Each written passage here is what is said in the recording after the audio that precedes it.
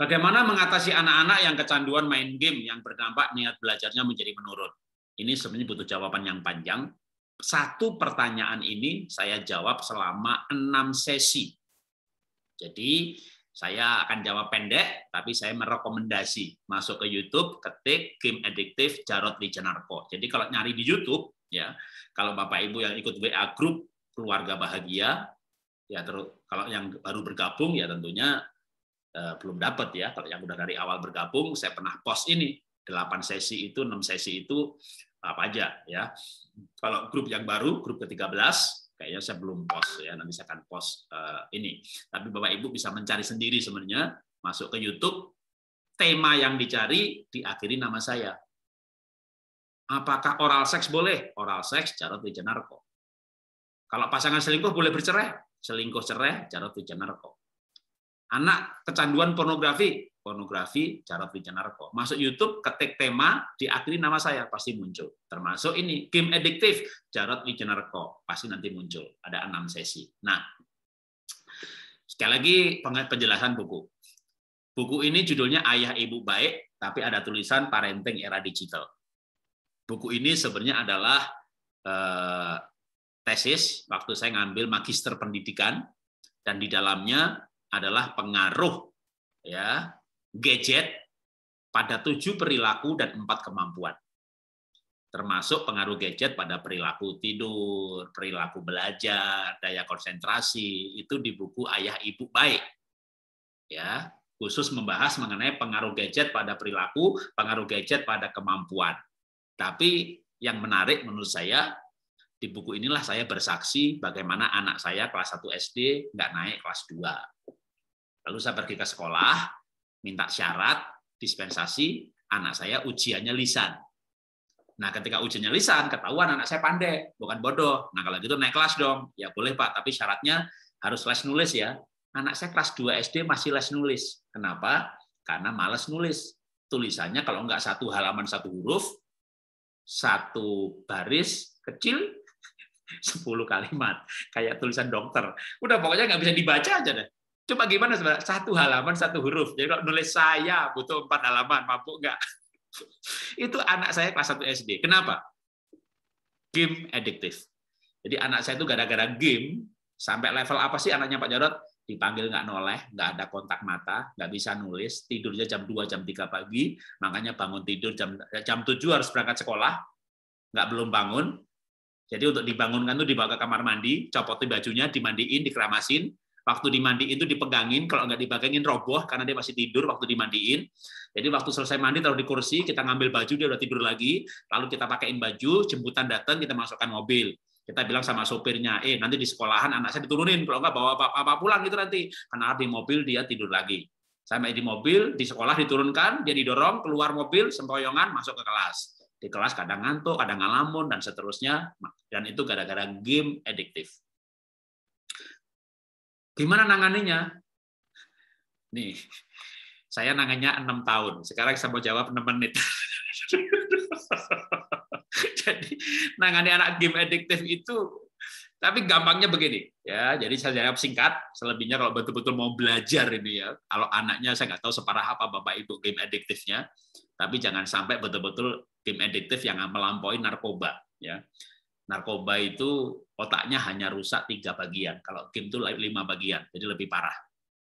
Kalau sampai kebablasan, nanti anaknya nggak makan, nggak sekolah, nggak menikah, nggak mandi, nggak gosok gigi, kayak orang isolasi mandiri gitu ya.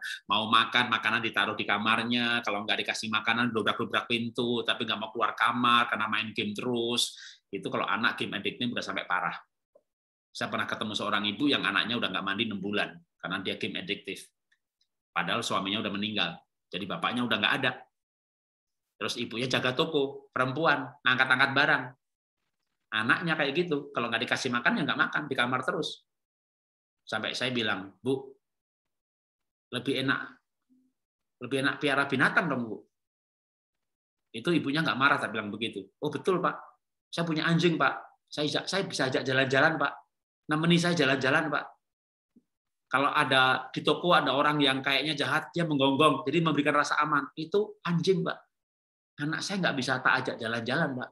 nggak bisa bantu saya, Pak. Betul Bapak bilang, kalau udah game adiktif yang parah, Pak, enakan piara anjing, Pak.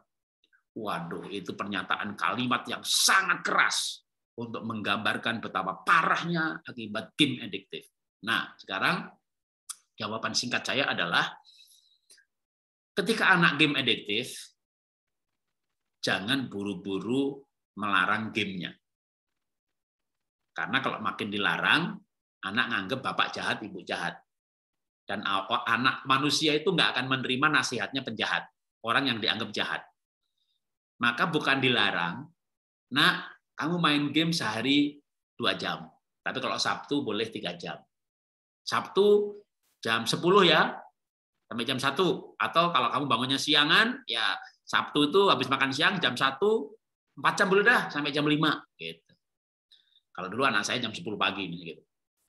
Terus jam 10 kurang seperempat dia belum bangun. Nah, bangun nak, ini waktunya main game.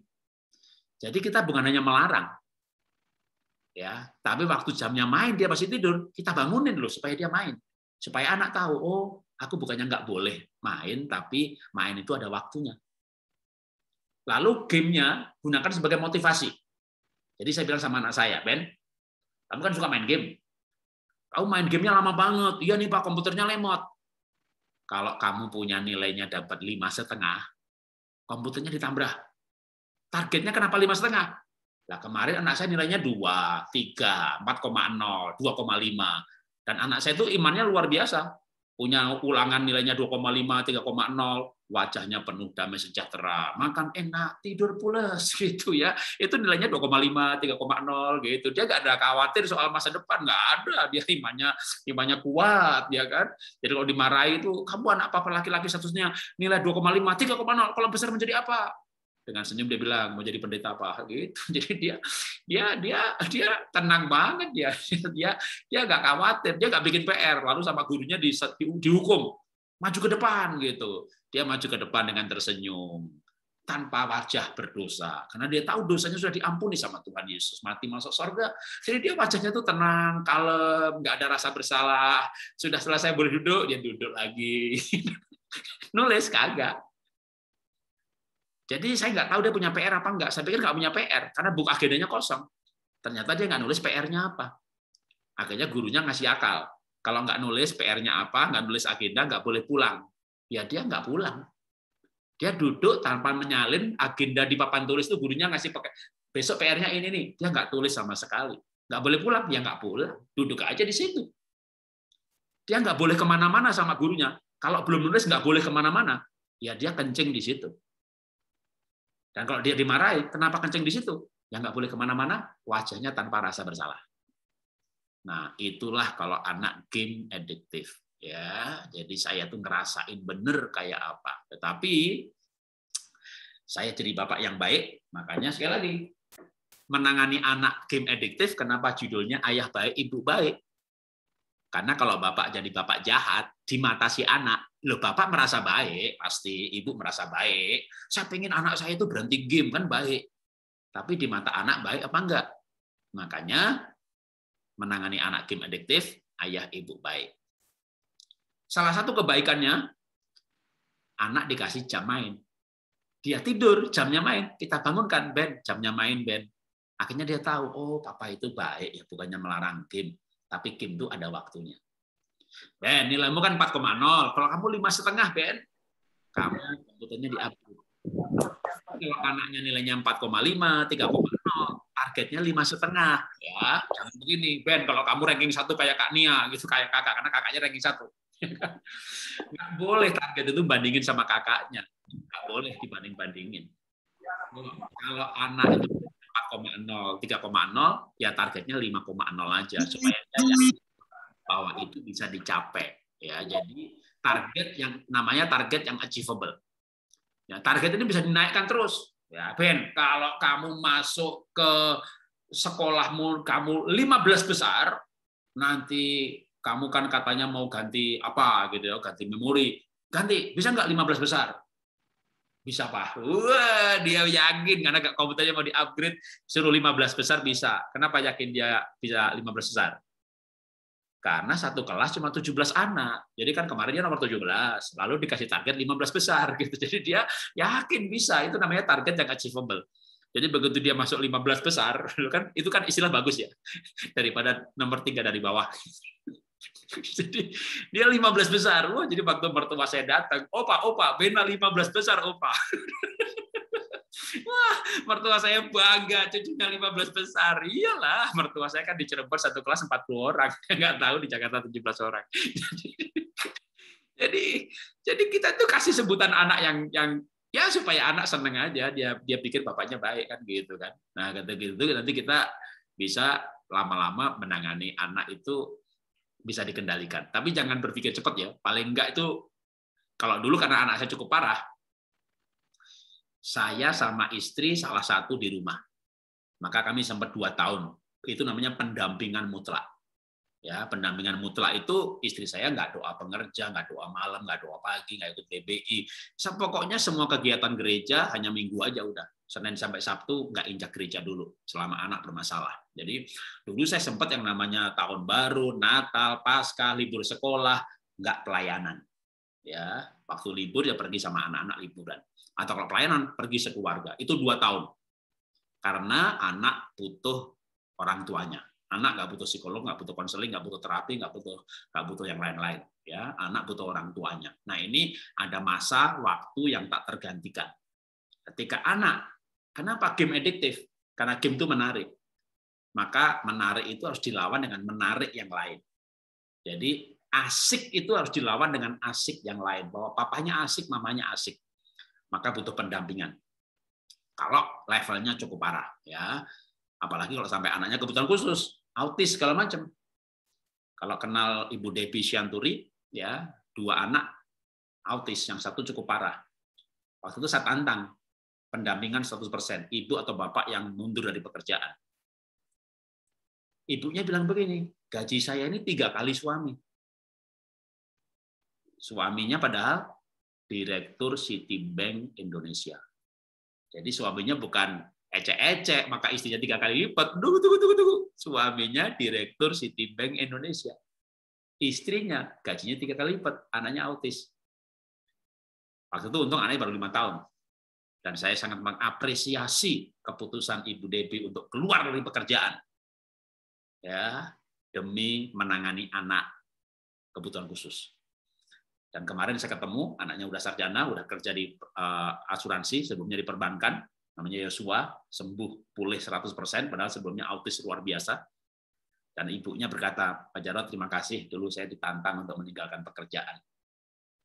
Yang sekarang saya tahu, seorang anak yang dipulihkan, sukses, berhasil, melampaui yang namanya karir dan kekayaan. Dan justru waktu saya meninggalkan pekerjaan, ajaib, secara total income memang berkurang luar biasa, tapi dengan cepat suami saya mengalami peningkatan. Jadi kalau anak sampai ada masalah yang luar biasa, maka juga butuh tindakan yang luar biasa.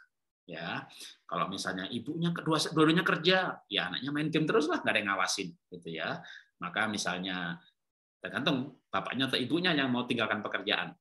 Kecuali, waduh kalau istri ini berhenti pekerjaan, kami mati Pak. Bisa ditagih debt collector Pak. Tapi kalau misalnya ya hanya menurunkan tingkat kemewahan gitu ya, dari segi uang bapaknya cukup benar-benar sederhana.